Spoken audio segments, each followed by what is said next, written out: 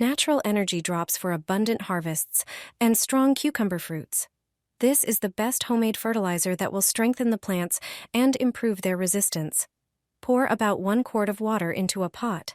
It's best to use rainwater, which is natural, soft, and free from chlorine. Add 1 tablespoon of natural honey. Honey is a natural prebiotic that supports the growth of beneficial soil bacteria. It helps the roots absorb nutrients more efficiently, which speeds up plant growth. The next ingredient is iodine. Iodine has strong antiseptic properties. It protects cucumbers from fungi and bacteria, boosting their immunity. Add a few drops to the water.